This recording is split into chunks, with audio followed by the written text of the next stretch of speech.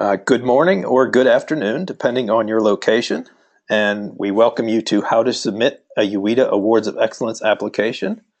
This webinar is designed to provide support to institutions considering submitting an application for the 2018 UEDA Awards of Excellence program.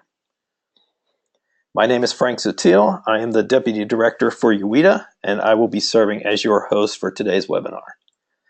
The Awards of Excellence recognizes leading-edge initiatives in university-based economic development and encourages their adoption among UEDA members. Before we begin, I just have a few items I'd like to point out. If you have a question, please use the questions feature on the right side of your screen. And at the end of the presentation, we'll have an opportunity to answer as many of those as we can get to. If for some reason you are having technical difficulties today, please use the chat feature also in the right column of the webinar panel. Everybody in attendance will be on mute except for our presenters throughout the webinar today. Information about the Awards of Excellence program can be found on the web at awards.universityeda.org. And as a reminder, new this year, we have 2 deadlines for nominations, which we will discuss as we get into the eligibility portion of the presentation. The early bird deadline is May 15th, and the final deadline is June 15th, and at this time we see no reason for any extensions. And finally, today's webinar is being recorded and will be available on the UEDA website in a few days. So I'm going to give you a little bit of background information about UEDA for those of you who may not be familiar with the organization. UEDA was established in 1976 and is North America's membership organization that brings together public and private higher education, private sector, public agencies, and community economic development stakeholders engaged in economic development pursuits. UEDA's members work to expand economic opportunity and prosperity in our communities and regions by leveraging education and talent development, research and technology development, community building, and placemaking strategies. Our members include institutions of higher education, economic developers, and the for-profit sector, all of who are working to improve the competitiveness of their regions. Through news and information, public policy, educational programming, and best practice sharing, UEDA works to expand economic opportunity in our communities by leveraging research, community and campus planning, talent development, and technology commercialization. The association is continuing several important initiatives in 2018. I'm just going to give you a few highlights. The Higher Education Engagement in Economic Development Foundations for Strategy and Practice, or simply the Foundations, defines the roles of institutions of higher education in economic development. This important initiative with our partner APLU has moved into phase 2, which is focused on metrics and measurement. In tandem with this effort is the Journal of Economic Development in Higher Education, which is an online, peer-reviewed journal dedicated to the study of university-led economic development.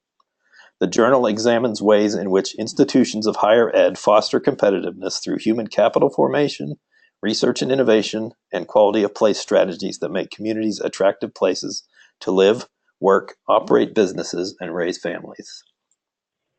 We are continuing implementation of our CRM system, which will help build the foundation for our online presence. We have great ideas in store for this tool that will enhance member engagement and drive collaboration. This includes the recent launch of the My UEDA system with more features and functionality to come. Also this year, the 2018 Awards of Excellence program will be the first UEDA program to feature the new UEDA brand, which we are all very excited about unveiling.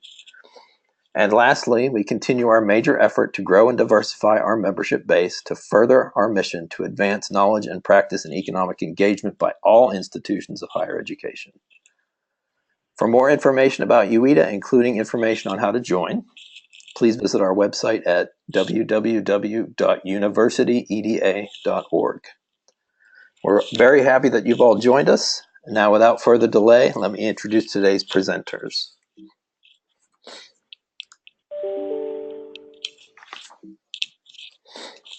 Julia Potter is our from California State University, Northridge, is our 2018 Awards of Excellence Committee Chair.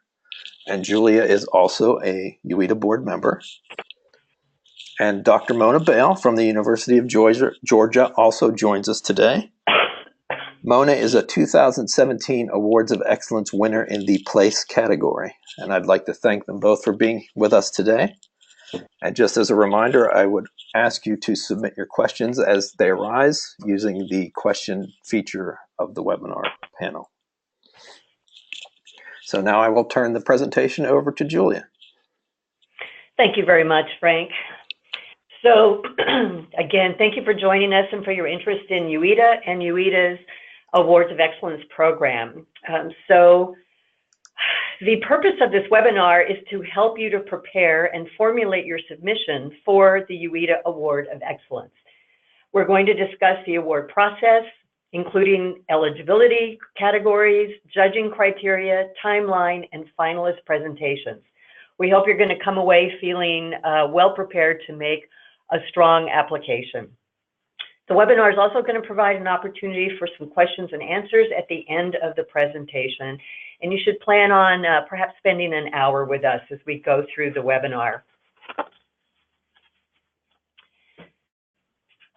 So Frank, our next slide is, why should we apply? We want to make a strong point that for both awards finalists and for the awards winners, both receive benefits from the Awards of Excellence program experience. Many participants have reported really strong, robust outcomes from their experience, and that includes recognition from their peers, validation. They receive validation that the initiative is indeed novel and it is impactful, and they get valuable feedback at the summit itself. They've experienced expanded access to grants and to funding.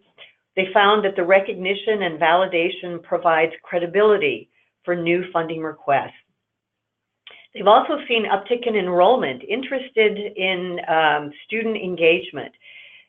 The Awards of Excellence spurs enrollment because students want to be part of an engaged institution, engaging in programs such as the one that you've submitted for Award of Excellence. Partners have also told us that they've found additional partners. The experience lets others know how they can engage with their institution. And finally, they find this is an incredible reputation building experience. The institution is recognized as meaningfully engaged in economic development activities. But perhaps the best way to express the benefits of the program is to hear from a recent winner, and that would be Dr. Mona Bale. Mona is a 2017 Awards of Excellence winner in the place category. So Mona, again, thank you for joining us today. And if you could please say just a few words about how participation in the awards program benefited you and benefited the University of Georgia. Great. Thank you so much, Julia, Frank, and Tim, for giving me the opportunity to talk. I am not exaggerating when I say that this experience at the UEDA Awards Summit was truly transformative, both personally as well as professionally. I work for the University of Georgia's Sea Grant program and Marine Extension program. Sea Grant is a network of 33 university-based programs across the nation whose mission is to enhance the practical use, conservation of coastal, marine, and Great Lakes resources in order to create a sustainable economy and environment. The program was eliminated in the president's budget last year, and it was the same year that I got the opportunity to participate for the first time in UEDA Awards Summit. Participation in the Awards Summit gave me the opportunity to inform a national audience about the National Sea Grant Program and truly highlight the outstanding societal, economic, as well as academic impact that Sea Grant's work has had in Georgia's coastal communities.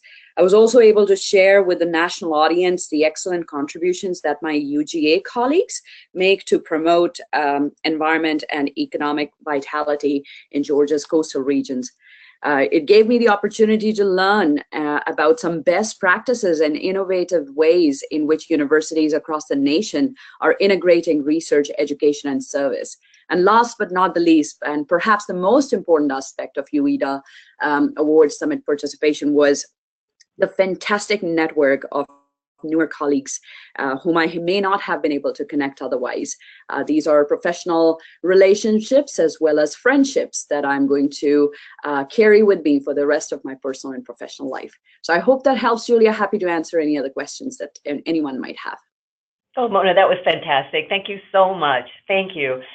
So now that we've heard why participation in the awards program is so beneficial, let's take a look at the important dates for the Awards of Excellence program for 2018. So as you see on the screen, May 15th is our early bird application deadline. But we are providing, though, a final deadline of June 15th. Then on August 1st, we will notify the finalists. Sometime in September, there will be a teleconference for those finalists to help them further prepare for the experience at the annual summit. The annual summit this year is going to be held in Milwaukee, Wisconsin. The summit dates are October 22 and 23 for the finalist presentations. The presentations will be scheduled into the program of the finalists over those 2 days. Then on the evening of October 23rd is the awards banquet, and that is where the Awards of Excellence winners are announced. So please make a note of those dates. They are critical as you move forward through this process. Okay, so now we're going to talk a bit more about eligibility, particularly because we have something new this year. For the first time, non-UEDA members may nominate projects or initiatives for a $200 application fee per entry. UEDA members may nominate multiple projects at no cost. This is part of the value of being a UEDA member. The interest in the Awards of Excellence, though, is so strong on the national scale. We really felt that by opening it up to non-members, it would indeed enlarge the community of practice and make it an overall much more robust experience for all participants. So your initiative or project should be at least 24 months old. But please note that that really is just a guideline, because what we want to see is outcome. If your initiative is not yet completed, or if it was started after July 1st, 2016, it should be at a stage where significant progress and actual benefits can be measured or clearly anticipated. This will make your application much more competitive. So again, we're really looking at outcomes and measurable outcomes. Then you can resubmit an initiative or project provided it has not already won a UEDA Award of Excellence. So if you made an application last year, particularly if your project was a finalist and you want to resubmit, your application needs to show new and significant results, growth if you will, that it did not have the first time around when you were a finalist.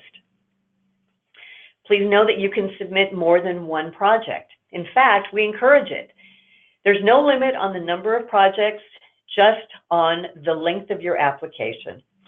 Non-UEDA members, again, must pay an application fee for each entry. However, if you join UEDA, that restriction is going to be lifted. Also new for 2018, we've partnered with the Journal of Economic Development and Higher Education to provide all Awards of Excellence nominees with the opportunity to expand their recognition and exposure of their work. All nominations for the Awards of Excellence program will also be shared with the journal's editorial board for consideration for an editor's award in each category. Again, this is new this year.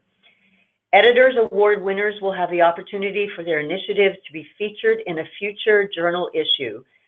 So please, for more information about the journal, please visit their website, which is journal.universityeda.org.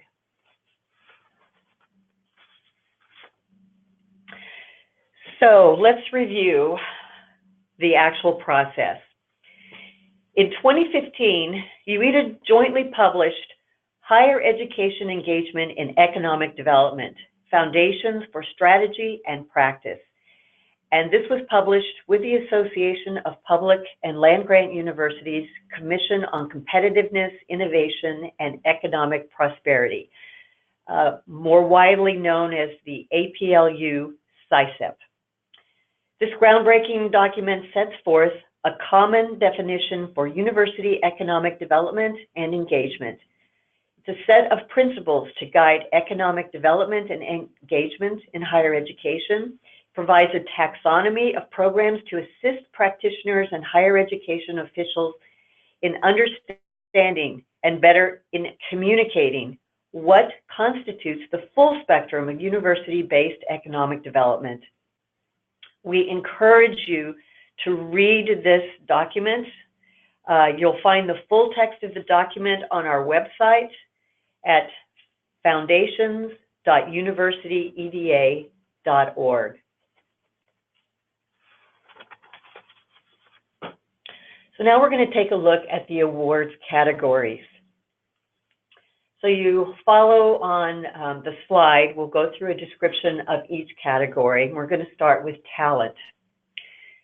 Talent includes the spectrum of knowledge transfer activities by which universities educate people, developing human capital for the 21st century knowledge economy.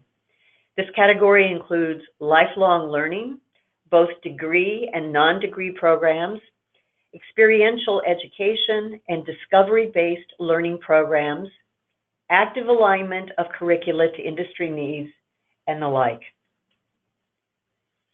Then we're going to go to the intersection between talent and innovation. Talent plus innovation. In this category, projects and initiatives are synergistically connected with talent and innovation to create innovators of many kinds, business entrepreneurs, idea or product makers, and problem solvers. Entrepreneurship education projects and initiatives and experiential learning projects and initiatives to connect students with entrepreneurs are just two of the types of projects and initiatives that we include in this category. Then we're going to move to innovation. Innovation begins with basic research, but then it builds on knowledge creation to encompass knowledge transfer and application in ways that are useful and relevant to society. This category encompasses basic research, applied, translational, problem-solving, and industry-contracted research and development. It could include cooperative extension services, technology transfer, and the like. Then we're going to move to innovation plus place. Projects and initiatives that synergistically connect innovation and place to create physical spaces that attract and build concentrations of talent and innovators, knowledge communities, if you will. This can be construed as either a specific site, such as a university research and technology park, an incubator, an accelerator, or two, it could be defined as the larger community, the larger area or region, such as an innovation district. Then we'll move to place. Place is defined as the many and diverse ways in which institutions contribute to making attractive, competitive communities, places where people want to live, want to create and take jobs, raise their families, participate in civic life, and age and retire. Competitive, successful communities and regions are attentive to health, to education, environment, housing, safety, and entertainment needs of the community members. Campuses and sites like research parks are components of placemaking, but the focus of this definition is much broader. It's on communities and even on larger regions. And finally, talent plus place. Projects and initiatives that synergistically connect talent and place in ways that enrich discourse, promote civic participation, and otherwise enhance quality of place. So just a few examples would include K-12 school improvement partnerships, local community training institutes, and higher education involvement in regional government, economic development organizations, and community and wellness projects and initiatives.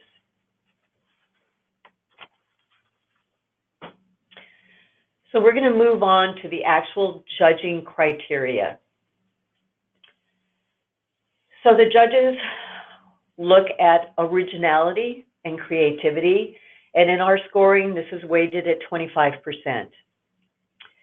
We look at impact, and this is weighted at 25%. Does the project or initiative demonstrate excellence in leadership, collaboration, and strategic partnerships? And that's weighted at 15%. We look for replicability, scalability, and sustainability, and that's weighted at 15%. And finally, the judges review the overall quality and impact of the proposal and of the project itself, and that is weighted at 20%.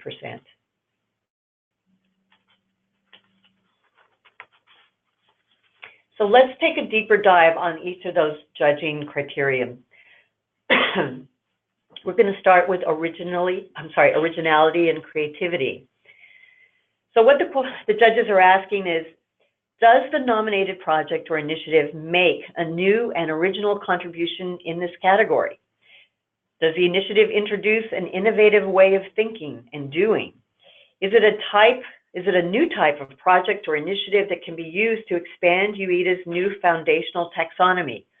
Or does it represent an important new innovation in the way more established types of projects and initiatives operate, such as expanding to include non-traditional participants? Does it offer new modes of service delivery? Are there altering established incentive structures or establishing new measurement and tracking systems? How unique are the project's objectives, its structure, its approach, its strategy, and then finally its results? How is this project and initiative, how is it different from similar projects and initiatives? Next is the impact. Does this applicant have a clear, logical plan to achieve their intended impact and to track its progress towards achieving the impact? Does the applicant provide quantitative metrics that demonstrate that the project and initiative has had a significant economic development or engagement impact and achieved at least partially those intended results?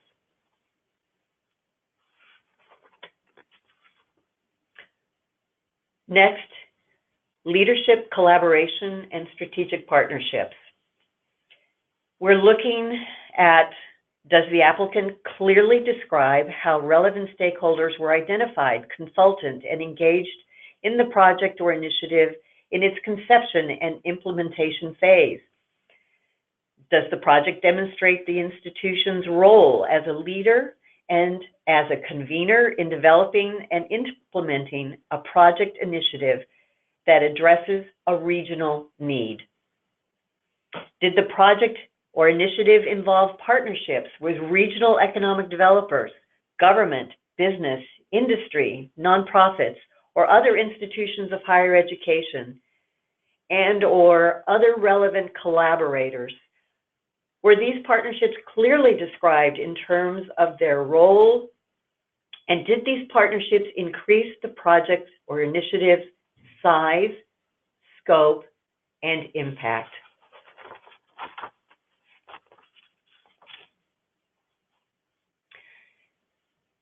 Next, we're looking at the tough word, replicability, scalability, and sustainability.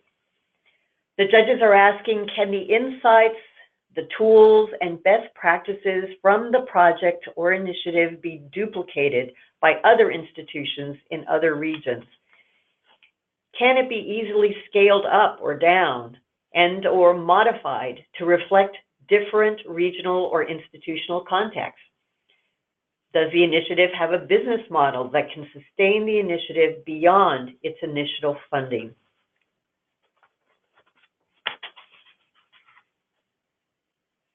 And then lastly, the overall impact. The overall criterion is a subjective opportunity for the judges and the summit participants to score the project based on individual opinions. At the summit, this criterion is based, at least in part, on the quality of the finalist presentation and the presenter's responsiveness to the questions that come from the audience.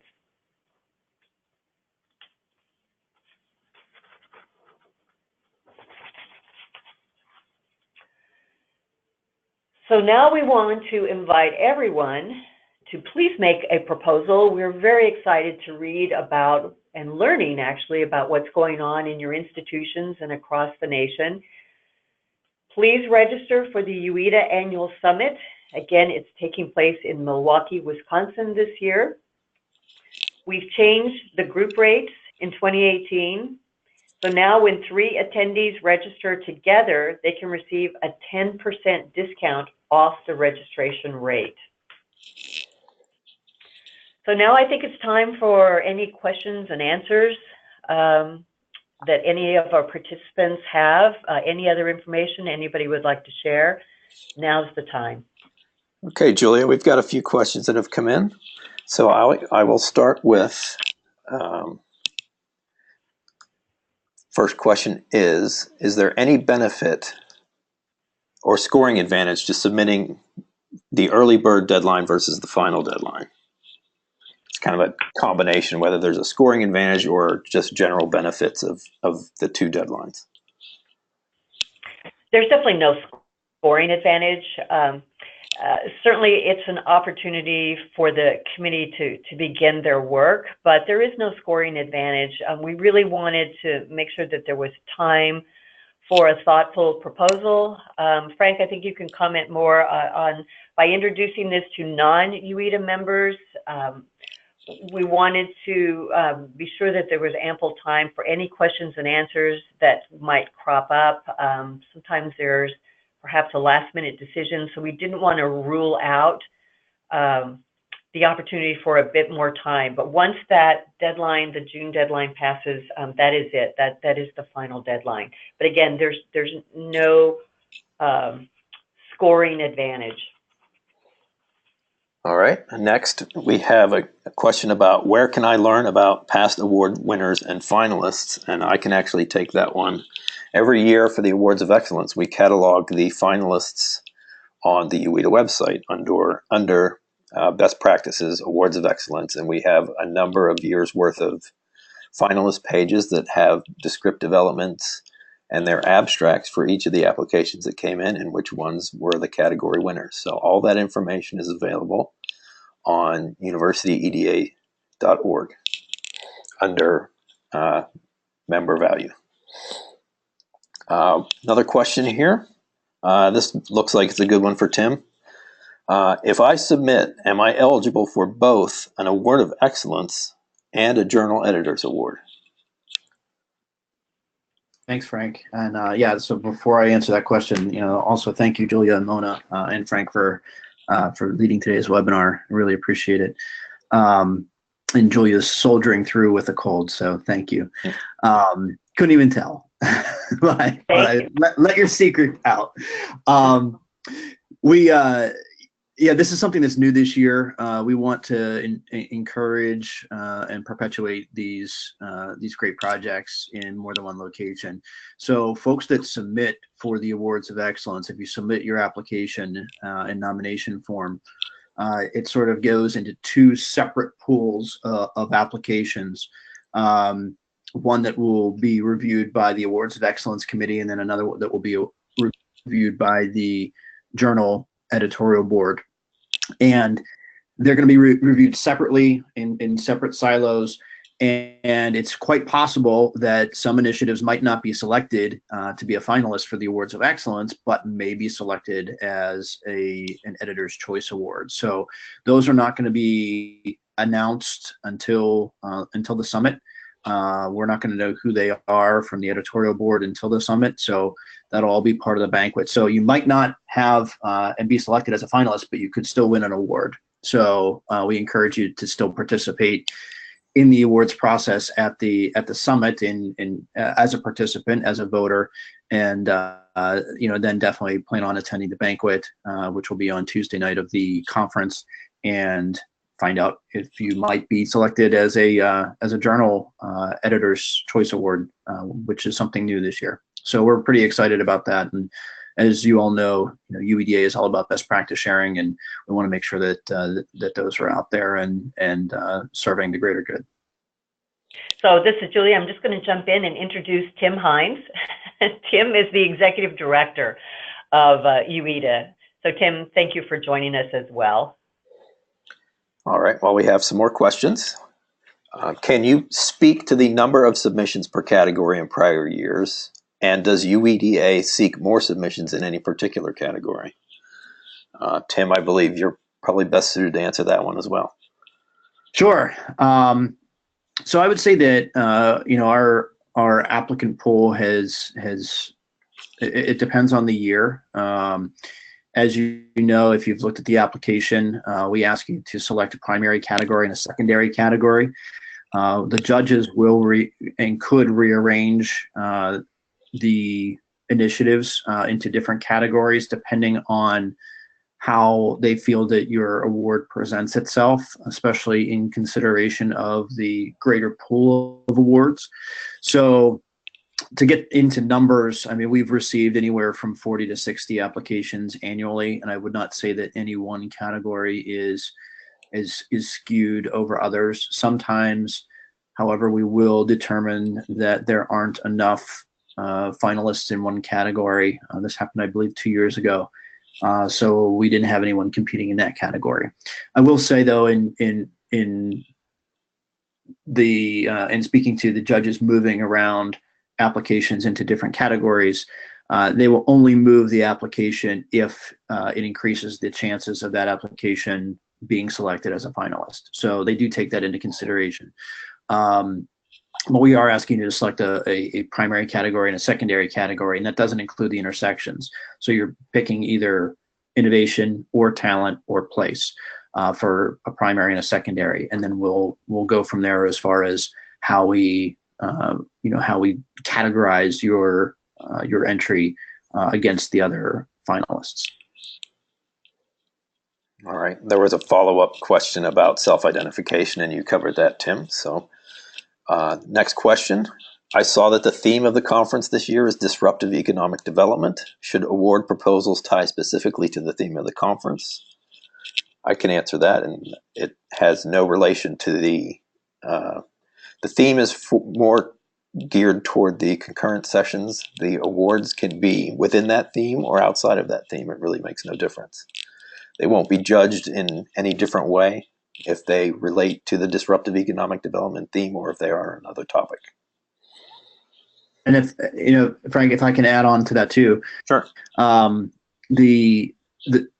that's exactly correct. We also have something new this year. There's kind of three ways to be engaged in content at the conference. One is, of course, the Awards of Excellence, which is what we're known for. Of course, then we also have a call for presentations out for the summit, and we are asking whenever you submit for a call for presentations, if you are also submitting for an Award of Excellence. We want to make sure our content is different. We don't want to give any award category an advantage or an awardee or potential finalist or potential awardee current finalist any advantage over another by having another presentation time that's longer as part of a concurrent session. So yeah, make sure that if you are also filling out a call for presentations form, that that form would definitely want to intersect with the theme of disruptive economic development, which you all know could be good or could be bad as a disruption. We also, if you have something at your institution that might not make for a full concurrent session, but is still disruptive and you want to submit something for that. Maybe it hasn't seen impact like an Award of Excellence could. We also have a lightning round session this year. There's a separate application for that. So that's the third way to participate with content for our conference. So 3 ways to participate: the Awards of Excellence, the regular call for presentations, and then the lightning round call for presentations. All right, well, that was the last of the questions from the question bar. If anybody has anything else like to add? I'll just say if anyone does have any further questions, you can email us at info@universityeda.org. That goes right to me, and my information also is on the website, which is tim.hines@universityeda.org.